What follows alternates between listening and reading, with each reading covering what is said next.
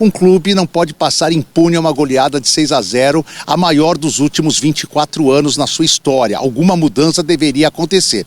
E essa mudança veio na hora do almoço com o anúncio oficial do São Paulo da queda de alguns dirigentes importantes. O principal deles, o diretor de futebol Carlos Belmonte, que estava no cargo desde o primeiro dia do primeiro mandato da gestão Casares. Com ele caíram também 2 adjuntos e agora o São Paulo, nesta entrevista coletiva que o Casares convocou, e que acabou por volta das 16h30, 16h40, não terá mais um diretor de futebol estatutário.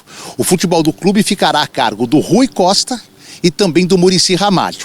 E o Márcio Carlos Magno, que é o superintendente de futebol e que durante a entrevista foi chamado, ele é superintendente do clube, na verdade. Durante a entrevista foi chamado várias vezes pelo Casares de CEO, passa a ser a pessoa logo abaixo do Casares no comando do São Paulo. E vai partir dele a gestão de todos os departamentos, inclusive o departamento de futebol, a partir de agora. Muitos acreditam, veem nisso um movimento político, porque o Belmonte, além de já não concordar com algumas ações da atual diretoria, principalmente em relação à Cotia, a venda de Cotia do CT da base, o Belmonte esperava ele ser o candidato da situação na eleição presidencial do ano que vem. E o Casares abertamente já disse que não era esse seu plano. O próprio Márcio Carlos Magno pode ser esse candidato ou o Casares pode definir isso nos próximos meses, optando por uma outra candidatura. Ele deixou bem claro também nessa entrevista que o assunto político não pode atrapalhar o futebol. E que isso será começado a ser debatido a partir de março do ano que vem, para que em junho lancem as candidaturas. Ele confirmou que acha natural que o Carlos Belmonte saia como candidato, tem essa pretensão, mas já deixou claro que não será o seu candidato de apoio. Garantiu a permanência do técnico Hernan Crespo e disse que ele participará da montagem do elenco para a próxima temporada e desde já garantiu que não existe nada de renúncia, por mais que haja uma carta assinada por cerca de 40, 50 conselheiros da oposição pedindo a sua renúncia. Casares disse que não vai renunciar, falou que entende também o processo político, mas que neste momento o objetivo dele é trazer dinheiro e recursos para que o São Paulo possa montar um melhor elenco no ano que vem e possa apresentar ainda este ano um superávit, algo que não acontece aqui no Tricolor há muito tempo. Então é uma sexta-feira, Gláucia, de crise. Eu posso trazer aqui mais um depoimento pessoal. Os jogadores tinham uma boa relação com o Carlos Belmonte. Ótima relação. Conversei com alguns aqui hoje na saída. Então essa saída do Belmonte certamente terá impacto no vestiário, pelo menos nas 2 últimas partidas desta temporada, contra Inter e Vitória. Gláucia. Não sei exatamente, Elias, como que a direção do São Paulo interpretou, ou o que restou da direção do São Paulo e o presidente Júlio Casares interpretaram essa declaração do Luiz Gustavo. Imagino que o Casares não deva ter gostado muito, porque ele foi muito direto, papo reto mesmo. E só para quem não, por acaso, domina o ambiente do São Paulo, eu vou explicar, Zé, rapidamente, bem rápido mesmo, quais são os maiores problemas do atual São Paulo, problemas que o Luiz Gustavo se referiu. O Luiz foi claro, não se eximindo de responsabilidade dele e da comissão técnica, dele representando o corpo de jogadores e da comissão técnica. Você acabou de dizer que o Hernan Crespo cometeu inúmeros erros na partida de ontem e não foi a primeira vez que isso aconteceu. Já vem acontecendo, o Crespo também, digamos, não está em boa fase e os jogadores claramente também não, né? Você também falou do Pablo Maia. O Pablo Maia acho que exemplifica bem o momento técnico do elenco do São Paulo, tem esse lado. Tem a questão do planejamento, que o Luiz também tocou. Você começa o ano pleiteando disputar todas as competições, brigando pelo título, com jogadores já consagrados. Sem nenhum dinheiro para transferências, o São Paulo optou por trazer jogadores renomados, que estavam sem contrato, ou trocas, custo zero. Claro que tem o custo do salário, não é um custo baixo, muito pelo contrário. De repente, no meio do caminho, porque muitos desses jogadores se lesionaram, você é forçado a colocar jovens para atuar. Os jovens campeões da Copinha desse ano. Dos 4 que apareceram com mais frequência, 3 rapidamente foram negociados. E o São Paulo liquidou esses jogadores. Preço de banana. Realmente um preço menor do que a gente imaginava que eles valessem. Os 3 estão no futebol europeu. Mais um motivo: estádio. O São Paulo, no principal mês da temporada do calendário, novembro, não jogou no Morumbi e não vai jogar o último jogo em casa contra o Internacional, ao contrário do que foi dito pela própria diretoria. E pelo valor irrisório, né? Irrisório. Se você colocar na ponta do lápis, é prejuízo. Quer dizer, nem o lado econômico se justifica. São 4 jogos, 4 mandos de campo que você abre mão de jogar no Morumbi. No momento mais importante, no momento de crucial, decisão, né? Até para coisas de 2026. Como disputar a Copa Libertadores. Podendo fazer aquela promoção de ingressos para os Você desmobiliza o time, você passa uma mensagem completamente torta para o time e a torcida. Você desmobiliza a torcida. Os públicos na Vila Belmiro têm sido fracos. O São Paulo nem tem lotado a Vila Belmiro, que é bem menor do que o Morumbi. A questão das lesões, que a gente também bate na tecla toda hora aqui, não existe, Zé, você ter 13 jogadores no departamento médico. Nesse momento são 13 jogadores no DM. E aí o tipo de jogador que você contratou, perfil de elenco, preparação física, departamento médico. Departamento médico não machuca. E planejamento físico também, né? Claro, planejamento exato. do dia a dia. 2 outras questões antes da gente chamar o Júlio Casares. A primeira, mais importante, tem total a ver com o Casares, aliás. As 2, na verdade, tem. Atrasos constantes de salário. O Zubeldia lá no Fluminense não tem esse problema. Não tem jogador machucado e não tem atraso de pagamento. Lá paga-se em dia. No São Paulo, virou praxe pagar atrasado. Na verdade, virou padrão. O São Paulo virou um clube caloteiro no geral, também com seus atletas, que estão sempre com vencimentos atrasados. E finalizando, já há coisa de 2 meses, talvez até um pouquinho mais, talvez um pouquinho menos, o racha escancarado do até agora há pouco, até algumas horas atrás, diretor de futebol Carlos Belmonte e do presidente Júlio Casares. Que era o futuro presidente por conta do próprio Casares. Não. No começo, aí a questão está aí. Mas no começo havia sido um planejamento. Não. Nunca foi o planejamento do Casares ou o Belmonte seu sucessor. Ah, entendi. E pensa, como é que pode... As 2 peças mais importantes do departamento de futebol, rachadas. Sem se falar, Zé Elias. De novo, no momento mais importante da temporada. Tena tá com a gente aqui, ele tá pedindo pra gente falar sobre o Boca de Farofa. Pediu demissão, né? O Boca de Farofa, não teremos mais Boca de Farofa. Carlos Belmonte. Teremos como candidato à presidência, né? Sacanagem, né, com o Boca de Farofa. Como assim? Porque parece que ele é o culpado do 6-0, só ele, né? Não, ele é um dos grandes responsáveis, né? O Casares, ele... E o Casares. Boleirado ontem pra mim tava de sacanagem. E o técnico? Eu achei que o Crespo foi muito mal também. Eu também achei. As pessoas querendo absolver o Crespo. O Crespo colaborou. E o Luiz Gustavo? Claro, sim. E o Luiz Gustavo? Luiz Gustavo foi bem ontem, né? Falou muito. Entrevista histórica. Mas jogar que é bom não jogou também. Quem jogou, né? Não. É que é o seguinte, quando você tem uma situação... Claro que todo mundo é culpado. Todo mundo tem responsabilidade. Mas o principal culpado disso tudo é o presidente. É o cara que escolheu todo mundo. Escolheu o Belmonte, escolheu o fulano, o cicrano, escolheu o treinador, escolheu os jogadores. Por que ele não entrega o cargo, então? Imagina. É isso. Então, todo mundo tem responsabilidade. Só que a responsabilidade maior é de quem está abaixo, de quem colocou todo mundo lá. E é o presidente. Né? Então, ele é o grande responsável.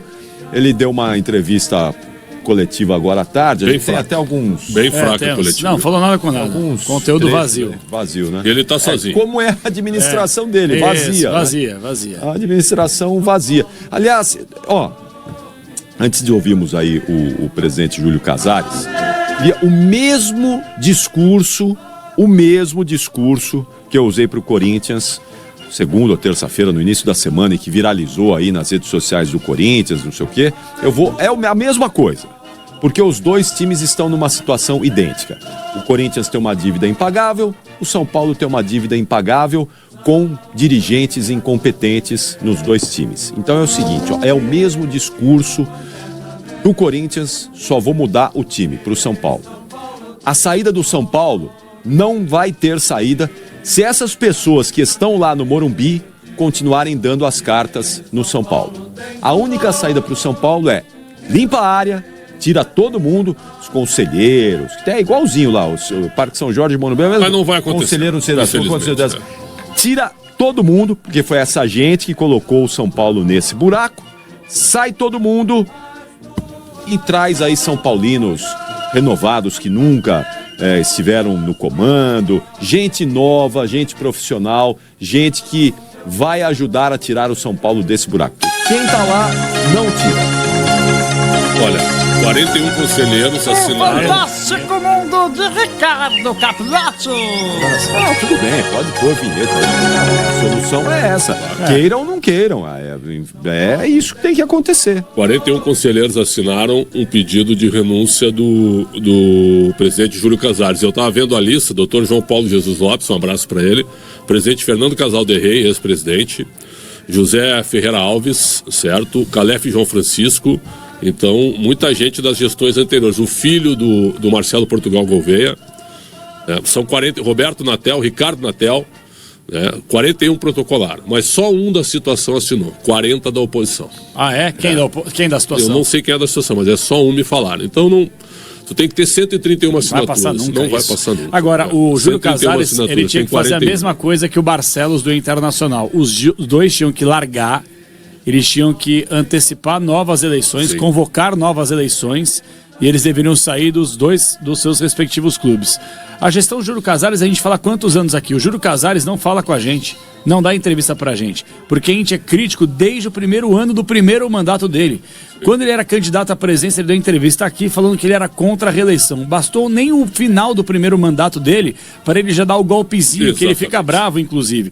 Então, assim, não tem credibilidade. É um homem de comunicação que se comunica mal e quando se comunica é de maneira oportunista. Carlos Belmonte é outra vergonha, que é jornalista, detesta a imprensa, detesta jornalista, tentou barrar, fez um trabalho horroroso, fizeram N empréstimos bancários, nunca foram transparentes e agora querem pagar de transparentes. 2-0 Vasco. Frango do Rocher. Eita, nós. Raia. Menos de 10 minutos, 2-0 pro Vasco. Frango do Rocher. Andrés Gomes 1-0, Raia 2-0. Não fechar a torneira, vira 6 também. Se bobear, vai ser o 6-0 também. Ou Pinto 7 o Vasco. Não, mas nenhuma novidade, você quer saber. E lá em Caxias do Sul, Juventude empatou. Juventude Bahia 1-1. Não, mas só queria falar rapidamente o seguinte, a gente fala isso aqui há anos, o torcedor São Paulino ficava bravo com a gente, sabem criticar e tal, olha o São Paulo, o buraco que chegou. Temos mais empréstimos bancários que vão virar juros abusivos como tem nesse país. E aí agora a gente vai ficar esperando o quê de São Paulo? A grande verdade é que o São Paulo ele está fadado ao rebaixamento. Essa é a verdade. O corpo não fala, o futebol também fala. E o clube de futebol ele dá sinais quando ele está entrando em falência administrativa, moral, ética. É o São Paulo que há 20, 25 anos era clube modelo. O São Paulo caminha a passos largos para jogar uma Série B de Campeonato Brasileiro. E vou falar, se o São Paulo cair e não tiver uma SAF ou mudar o estatuto, o São Paulo não volta. Mas o São Paulo não vai cair esse ano, né? Esse ano não. Esse ano não, mas tá fadado ao rebaixamento. O São Paulo tá flertando com claro isso já faz tempo, né? E a gente sabe que uma hora cai. A história mostra isso nos pontos corridos. Flerta, uma hora vem o rebaixamento. E São Paulo precisa ser refundado como o Corinthians, como o Santos. Clubes que precisam ser refundados, limpa a área, sai todo mundo, entrega para quem é profissional de verdade, para quem é gestor profissional de verdade, para quem ama o São Paulo, o Corinthians, o Santos. Não para quem está aí só para levantar carteirinha de conselheiro, para bater no peito e falar, eu sou o presidente. Só para isso. Tem que ter alguém com gestão no sangue. Profissional para valer. Eu tenho uma... Alguém que seja cobrado, né? Que seja cobrado e se não der resultados, limpa, sai, elimina, sai daí.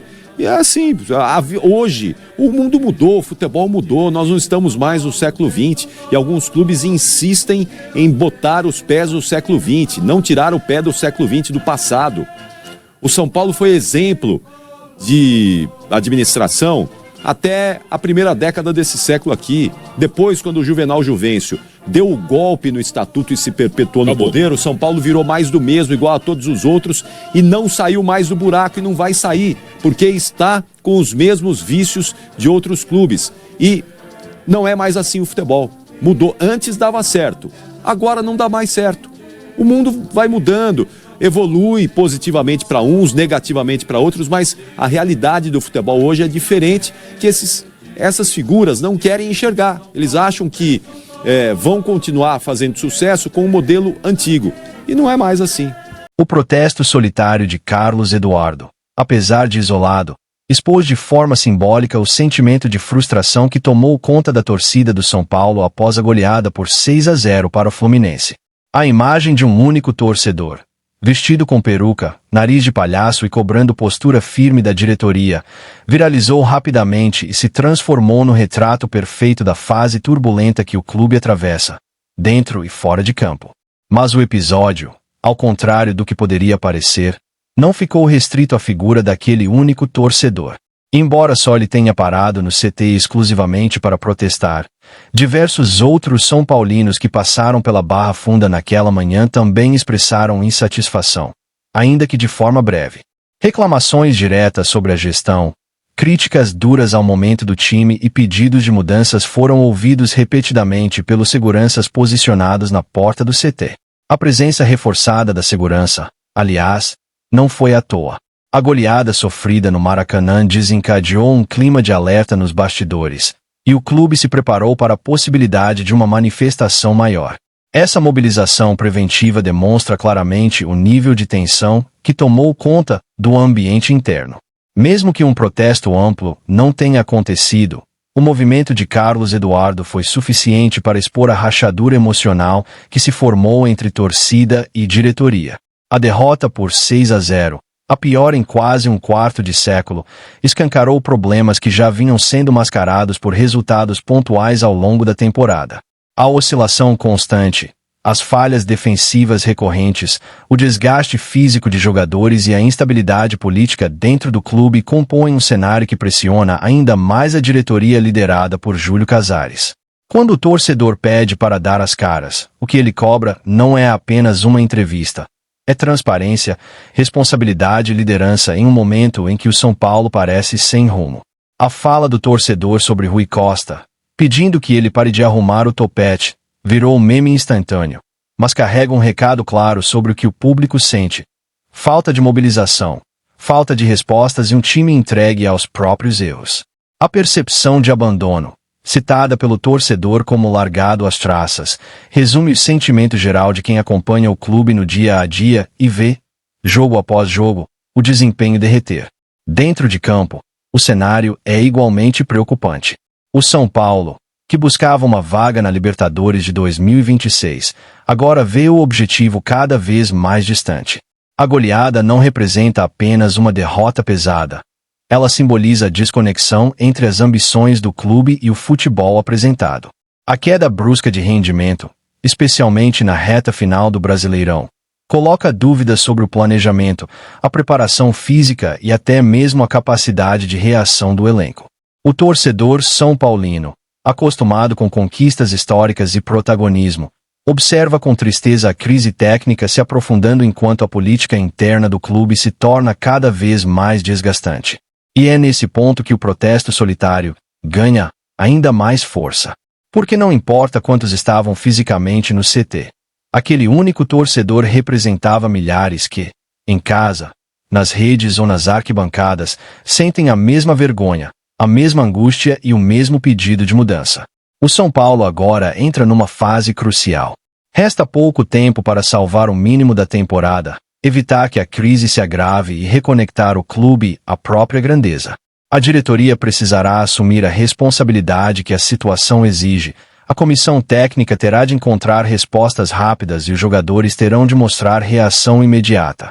Caso contrário, o protesto de um torcedor solitário pode se transformar no começo de algo muito maior e muito mais difícil de conter.